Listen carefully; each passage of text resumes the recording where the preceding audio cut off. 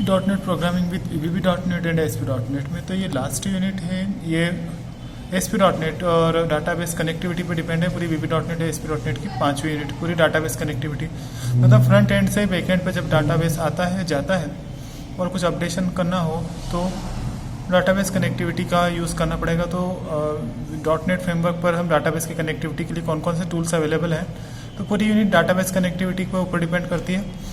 देख लेते हैं कौन कौन से इंपॉर्टेंट टॉपिक्स क्वेश्चंस बनते हैं। तो पहला क्वेश्चन इस पर देखिए, तो पहले सिलेबस देख लीजिए। सिलेबस के ऊपर आपको पूरा डाटाबेस का कवर किया हुआ है। एडियो डॉट नेट इस पर एक ऐसी फैसिलिटी जो इस काम को करने में आपकी मदद करती है। एडियो डॉट नेट के जो इसका भी ऐसे ही है, पहले एडियो था, अब उसका जो डॉट नेट फ्रेमवर्क पुराना था उसी को उन्होंने डॉट नेट फ्रेमवर्क साथ कंबाइन कर दिया, तो वो बन गया एडियो डॉट नेट। एडियो का फुल फॉर्म होता है एक्टिव एक्स डेटा ऑब्जेक्ट, ठीक है। तो इस पे पूरा डाटाबेस का जो काम है, ये डाटा को कनेक्ट करने का काम पूरा एडियो के थ्रू हो रहा है। तो यहाँ पर आपको यूनिट जो 5वीं है उसका सिलेबस दिया हुआ है। यहाँ पर स्क्रीन पर आपको 4 दिख रहा है, थोड़ा अपडेट नहीं हुआ है, ठीक है। तो 5वीं यूनिट का पूरा सिलेबस आपको लिखा हुआ है। तो वेब एप्लीकेशन से भी कनेक्टिविटी है और विंडोज़ एप्लीकेशन से भी कनेक्टिविटी। देख लेते हैं, पहला ही क्वेश्चन दिया हुआ है एडियो डॉट नेट क्या है। एडियो डॉट नेट एक कोई ऐसी फैसिलिटी है जिसकी मदद से आप डॉट नेट पर फ्रंट एंड की बैक एंड से कनेक्टिविटी कर सकते हो, वह चाहे वो कोई सी भी लैंग्वेज हो, ठीक है। और इसका क्वेश्चन घुमा के दे सकता है कि उसके फीचर बताइए, या फिर डिसएडवांटेज बताइए, या फिर उसकी पुरानी एडियो से डिफरेंट बताइए। अब इसमें सर्वर दूसरा क्वेश्चन एक्सप्लेन करके बताइए, सर्वर एक्सप्लोरर, डाटा एडेप्टर और डेटा सेट। तो ये पूरे डाटाबेस की कनेक्टिविटी का है। डाटा सर्वर एक्सप्लोरर एक ऐसा आईटी का एक पार्ट होता है जो आपको सर्वर से कनेक्टिविटी के लिए आपको सारी फैसिलिटी अवेलेबल कराता है। आप जैसे आप कनेक्शन करोगे तो आप कनेक्शन करना है तो सर्वर एक्सप्लोरर पे जाके आप ऐड कनेक्शन करेंगे, फिर आप उसको टर्म्स को सेलेक्ट करेंगे और फटाफट आप जो भी आपको डाटाबेस से कनेक्ट करना है फटाफट कर सकते हैं सर्वर एक्सप्लोरर की वजह से। तो ये एक हेल्प करने वाला टूल है आपका। डेटा अडेप्टर डेटा को पूरा जहाँ से जो भी आप डेटा को लेना चाह रहे हैं डाटाबेस से, उसको उठाने में आपकी पूरी मदद करता है। और उसके बाद फिर डेटा सेट, जब डेटा उठ के आता है डेटा सेट, तो वो एक सेट के माध्यम से आता है, तो उसी को हम वापस से रिट्रीव करते हैं हमारे एप्लीकेशन पे। तो ये पूरा प्रोसेस होता है कि डेटा जाना फिर आना ले जाना, इन सब के बीच में आपको डाटाबेस की कनेक्टिविटी के लिए जो टर्म्स होते हैं वो पूरा एडियो डॉट नेट है, और उसके कुछ पार्ट होते हैं ये जो आपको डेटाबेस से डाटा को लाने और ले जाने में आपकी मदद करते हैं। तो ये दूसरा क्वेश्चन इसके बारे में है, ये पूरा डाटाबेस से रिलेटेड है। तीसरा क्वेश्चन, एडियो डॉट नेट के ऑब्जेक्ट, जब हम डाटाबेस से कनेक्टिविटी करते हैं तो कुछ ऑब्जेक्ट्स होते हैं, जैसे कि कनेक्शन होता है। कनेक्शन पार्टिकुलर फ्रंट एंड से बैक एंड का कनेक्शन करने को बताता है कि आपका जो यूज़र इंटरफेस है, जहाँ फॉर्म हम भर रहे हैं या यूज़र से कुछ इंक्वायरी कर रहा है, वो वहाँ पे जो डेटा सेव हो रहा है वो उसकी कनेक्टिविटी किस प्रॉपर डेटाबेस से हो रही है। तो सबसे पहले आपको कनेक्शन ऑब्जेक्ट की वजह से आपको उसका ऑब्जेक्ट बनाकर आप क्या कर सकते हैं, कनेक्शन बना सकते हैं कि पर्टिकुलर इस जगह पर इस डेटाबेस से इस टेबल से हमारी कनेक्टिविटी है। तो ये कनेक्शन करने के लिए जो फैसिलिटी करता है डाटा कनेक्शन, ठीक है।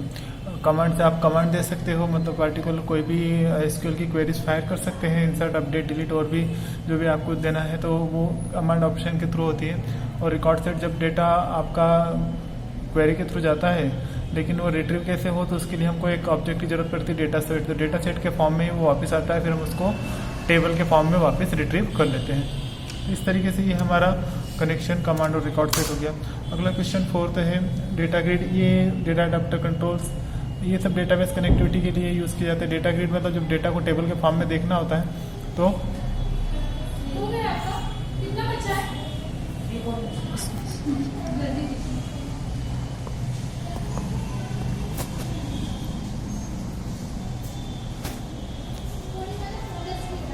Can use in database connectivity. ये सभी डाटाबेस से रिलेटेड कनेक्शन से आपके मदद करते हैं।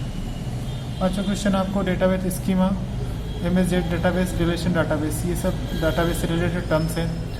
डाटाबेस स्कीमा मतलब उसका लॉजिकल व्यू।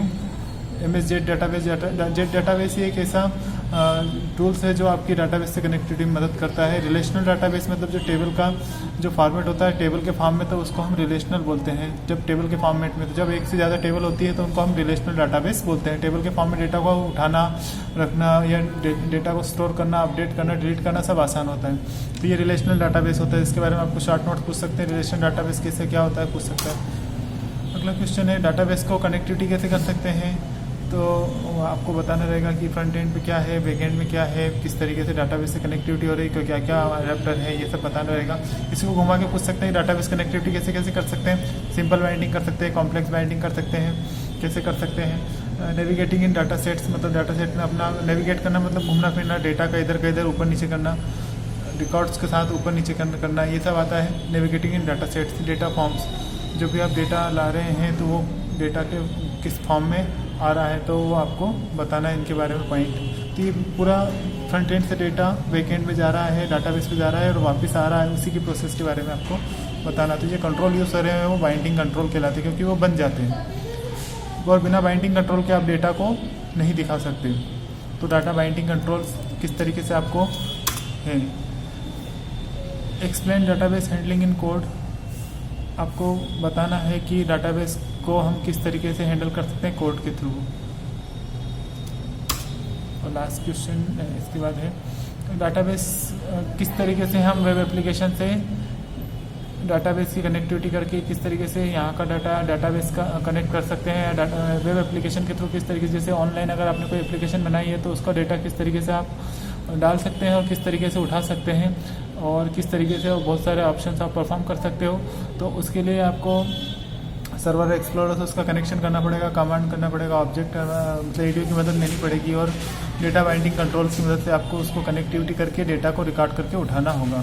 तो ये सब आपको वेब एप्लीकेशन के थ्रू भी बताना होगा। विंडोज एप्लीकेशन और वेब एप्लीकेशन में थोड़ा सा डिफरेंस, लेकिन दोनों के ऑब्जेक्ट ADO.NET ही करेगा। जो डेटाबेस उसमें आएगा, एडाप्टर आएगा, डेटा सेट आएगा और डेटा रीडर आएंगे, ये सब उसके टर्म्स होते हैं। डाटा रिकॉर्ड सेट, ये सब आपको इस तरीके से ये पूरी यूनिट आपको डाटाबेस से कनेक्टिविटी की है। तो सभी आप इस चीज़ को अच्छे से करिएगा और इस तरीके से 5 मिनट आपकी फिनिश है। और सभी स्टूडेंट्स को एग्ज़ाम के लिए ऑल द बेस्ट। VB.NET में सभी अच्छे लिख के आइए, ASP.NET में अच्छे से लिख के आइएगा और थोड़े बहुत क्वेश्चन अगर नहीं बनते हैं तो कोशिश करना कि अच्छे से बने। इतना ही मैंने पढ़ा दिया, इसमें हिंट बहुत कुछ मिल जाएगा। तो वीडियो देखते रहिएगा पुराने भी। Thank you.